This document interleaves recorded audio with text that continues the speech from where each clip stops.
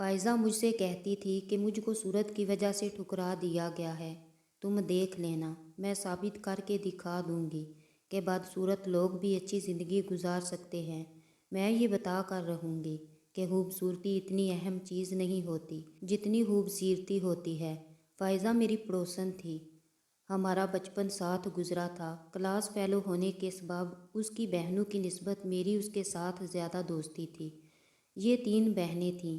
उनका कोई भाई ना था। नासरा और कैसरा की शादियां हो चुकी थी, जबकि छोटी होने के सबब फ़ाइज़ा भी गैर शादीशुदा थी। अब बेवा माँ को फ़ाइज़ा की शादी की फ़िक्र खाए जाती थी। वो नासरा और कैसरा से कहती रहती कि तुम लोग अब छोटी की फ़िक्र करो ताकि मेरे सर से बोझ उतरे। एक रोज़ नासरा ने माँ को खुशखबरी सुनाई। रिश्ते के एक देवर ने उसके ज़िम्मे ये फ़राइज़ा लगाया है कि अपने ख़ानदान से कोई लड़की उसके लिए तलाश करे। नासरा ने सलीम से फ़ाइज़ा का जिक्र किया और ये भी कहा कि तुम अम्मी के घर चल कर एक नज़र मेरी बहन को देख लो। मुझे लड़की देखने की ज़रूरत नहीं, वो अम्मी देख लेंगी। आपकी बहन आपके जैसी ही होगी। हाँ, मेरे जैसी ही है, नासरा ने कहा। फिर तो ठीक है भाई, मुझे आप जैसी ही शरीके हयात चाहिए। नासरा की मेरे जैसी कहने से मुराद अदातो अतवार और सलीका शारी थी, जबकि सलीम का मतलब सूरतो शक्ल से था। और सूरतो शक्ल में तो नासरा महज खूबसूरत नहीं बल्कि लाखों में एक थी। बस वो समझा जैसी हसीन नासरा है, उसकी बहन फ़ाइज़ा भी वैसी ही होगी। सलीम के यहाँ खुद लड़की देखने का रिवाज नहीं था, माएँ ही लड़की देखती और पसंद करती थी। सो सलीम की माँ नासरा के साथ उसकी वालदा के घर आई और फ़ाइज़ा को देखते ही पसंद कर लिया। माएँ सिर्फ खूबसूरती नहीं देखती, जिसको बहू बनाना हो वो उसमें और भी गुण देखती हैं। जब फ़ाइज़ा से बात की तो सलीम की अम्मी को उसमें तरीक़ा तमीज़, अच्छा अखलाक, गरज और भी गुण नज़र आए। सो उन्होंने हाँ कह दी। बेटे को भी खुशखबरी सुना दी कि मुझे तो नासरा की बहन पसंद आई है। फ़ाइज़ा की तारीफ़ भी की। सलीम खुश था कि उसकी शादी नासरा भाभी की बहन से हो रही है। नासरा की मिसाली ज़िंदगी उन लोगों के सामने थी। वो हसीन होने के साथ अच्छा जहेज़ लेकर आई थी, क्योंकि उसके वालिद ने काफ़ी रुपया और जायदाद छोड़ी थी। ससुराल में उसकी इज्जत थी। हुस्न और दौलत बहुत से ऐब छुपा देते हैं। बेशक दौलतमंद लड़की सलीका शार ना हो तो गुजारा हो जाता है, लेकिन नासरा तो सलीका शार भी थी और सादगी पसंद भी। उसकी मिसाली कामयाब अज़दवाजी ज़िंदगी से मुतासिर होकर सलीम की माँ ने फ़ाइज़ा को बहू बनाने का सोचा था। मालूम ना था कि नासरा और कैसरा जहाँ खूबसूरत हैं, वहाँ उनकी छोटी बहन फ़ाइज़ा मामूली शक्लो सूरत और सांवले रंग की है। वो किसी तौर अपनी बहनों का मुकाबला नहीं कर सकती थी, अलबत्ता सीरत में उनसे कहीं ज़्यादा थी। बहरहाल 2-4 बार के आने जाने से सलीम की वालदा को तसल्ली हो गई कि उसने ठीक लड़की का इंतखाब किया है। कुछ दिन बाद शादी की तारीख तय कर दी गई। चट मंगनी पट ब्याह वाली बात हो गई। मगर शादी की रात जो खुशियों की रात होती है, सो फ़ाइज़ा ने भी उस रात के बारे सपने देख रखे थे, मगर उसके सारे सपने चकनाचूर हो गए। सलीम ने घूंघट उठाते ही पहला सवाल किया, क्या तुम भाभी नासरा की बहन हो? तुम उनके जैसी तो नहीं समझी? फ़ाइज़ा ने सवालिया नज़रों से दुल्हा को देखा। वो तो बहुत खूबसूरत हैं, उनकी रंग सुरहो सफ़ेद और तुम तो उनका उलट हो। क्या बहनों की शक्लो सूरत में इतना तज़ाद भी होता है? दुल्हा की स्वागत से फ़ाइज़ा के नाजुक दिल को दचका लगा। वो ज़ब्त कर गई। सलीम ने उस पर बस ना किया। कहने लगा, पता नहीं मेरी माँ को मुझसे क्या दुश्मनी थी। मैं सोच भी नहीं सकता था कि वो मेरे लिए ऐसी बीवी मुंतखब करेंगी। मैं तुम्हारे साथ नहीं रह सकता, मेरा तुम्हारा गुजारा मुश्किल है। गोया कि पहली नज़र देख कर ही उसने अपनी शरीके हयात को रद्द कर दिया, बल्कि अपनी दुल्हन पर अल्फाज के पत्थरों की बरसात कर दी। फ़ाइज़ा गूंग बैठी सुन रही थी। कुछ देर पहले वो जो ख्वाब देख रही थी, सारे कांच के टुकड़े साबित हुए। ऐसे टूट कर बिखरे कि उनके टुकड़े भी मिलना मुश्किल हो गए। ज़ब्त की हज़ार कोशिश के बावजूद आंसू उसकी आंखों से बह निकले और सारे ख्वाब कतरा कतरा अश्कों की शक्ल में टपकने लगे।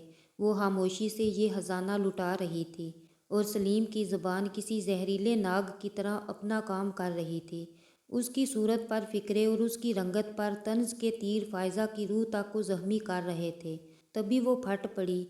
تو بجائے اس کی دل جوئی کرنے کے وہ اٹھ کر کمرے سے باہر چلا گیا، اور فائزہ ساری رات ارمانوں کے کانٹوں بری سیج پر تنہا بیٹھی سسکتی رہ گئی۔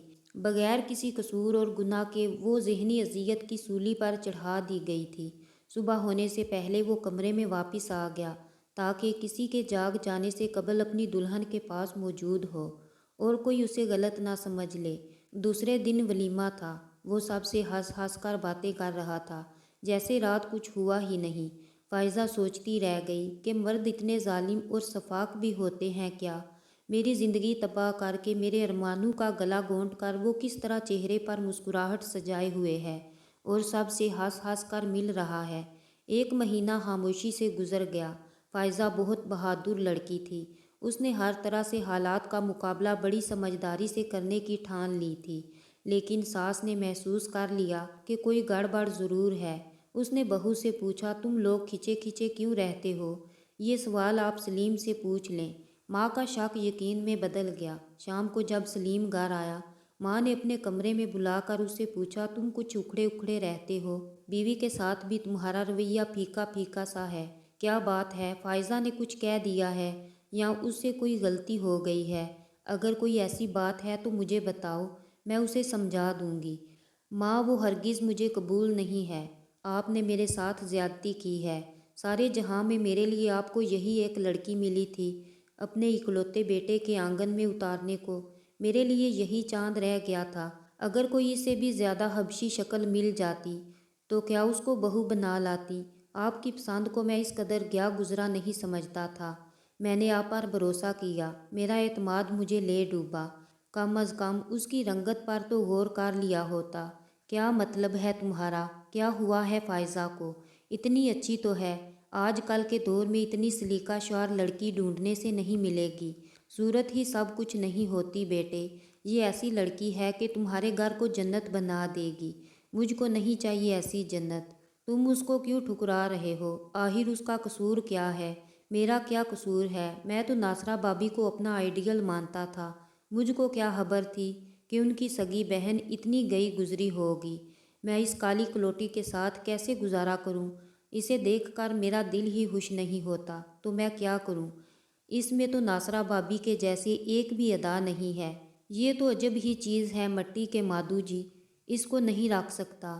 میں اسے طلاق دے دوں گا۔ بیٹے کے منہ سے یہ الفاظ سن کر سلیم کی ماں سکتے میں آ گئی۔ خبردار، جو طلاق کا نام بھی لیا۔ ہمارے خاندان میں آج تک ایسا نہیں ہوا۔ جس سے شادی ہو گئی، نباہ کیا۔ تم کو بھی اپنے خاندان کے رواجوں کی حفاظت کرنا ہوگی۔ اگر ہمارے خاندان میں طلاق نہیں ہوتی تو خود سنبھالیے اپنی اس بہو کو۔ میں یہاں سے چلا جاؤں گا۔ آپ خود اپنی اس خوبصورت بہو کے ساتھ رہیں۔ یہ کہہ کر سلیم اپنے کمرے میں چلا گیا۔ جب اس نے گھر چھوڑ جانے کی دھمکی دی تو ماں پریشان ہو گئی۔ بہت عرصہ قبل وہ بیوہ ہو گئی تھی، اسی بیٹے کے سہارے بیوگی کاٹ دی۔ دوسری شادی کا بھی نہیں سوچا۔ وہ خاموش رہ گئی۔ سوائے دعا کے کیا چارہ تھا کہ خدا سلیم کو ہدایت اور اس کے دل میں فائزہ کے لیے محبت پیدا کرے۔ سلیم نے فائزہ سے دوری قائم رکھی۔ ساس ہر وقت فائزہ ہی کو سمجھاتی رہتی کہ بیٹی تم صبر کرو، اللہ تعالیٰ خود تمہاری زندگی میں بہتری پیدا کر دے گا۔ تم بس سلیم کے سارے کام اپنے ہاتھوں سے کیا کرو، آخر ایک دن وہ تمہارا ہو جائے گا۔ فائزہ نے ساس کی بات مان لی۔ وہ شوہر کے تمام کام اپنے ہاتھوں سے کرتی، ساس کی بھی خدمت کرتی، ایک بیٹی کی طرح اس کا خیال رکھتی، لیکن سلیم کا دل نہ جیت سکی، اس کو خود سے محبت کرنے پر مجبور نہ کر سکی۔ سلیم کی بے روحی اٹل تھی۔ ایک دن کچھ مہمان آئے ہوئے تھے۔ سلیم ان کے ساتھ بیٹھا تھا۔ کہا چائے بنا کر مہمانوں کو دو۔ اس نے حکم کی تعمیل کی۔ اس نے مہمانوں کے سامنے کیک، سموسے اور چائے وغیرہ رکھے تھے۔ جب سلیم کے سامنے پلیٹ رکھی تو اس نے اٹھا کر پرے پھینک دی۔ کہا کہ یہ صاف نہیں ہے، حالانکہ پلیٹ صاف تھی۔ صرف اس کی اہانت کرنے کو سب کے سامنے اس نے ایسا کیا تھا۔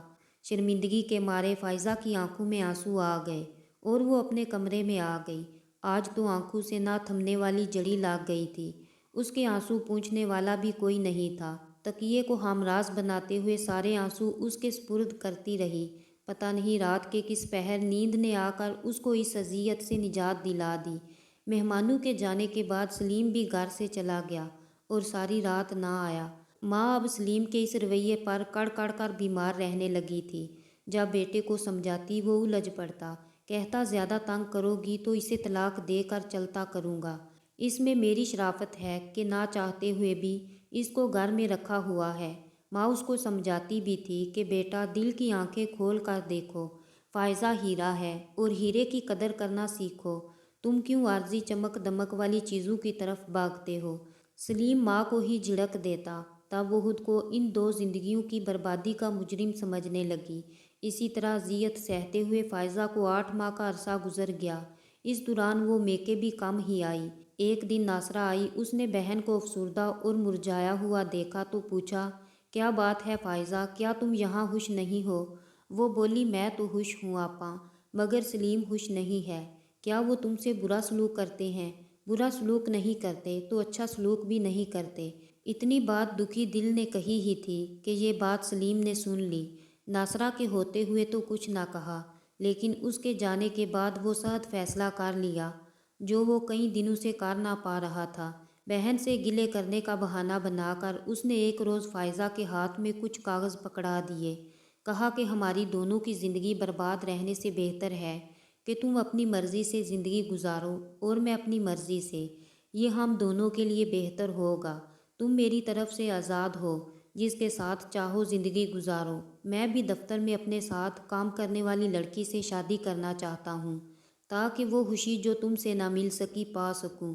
फ़ायज़ा बर्बादी का कागज़ लिए खड़ी थी। उसने सास से कहा, अब आप मुझको मज़ीद सब्र की तलकीन मत करना। सलीम ने मेरे बारे तफसील से फ़ैसला कर दिया है। बराए मेहरबानी आप मुझे मेके छोड़ आएं।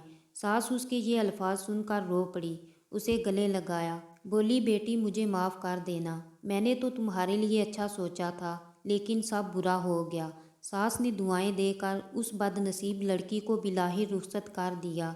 फ़ायज़ा रोती हुई माँ के दरवाजे पर वापस आ गई। जब माँ को उसने तलाक के कागजात दिखाए तो वहाँ कहराम मच गया। बजाय सलीम को बुरा भला कहने के, दोनों बहनों ने उसे ही दोष दिया।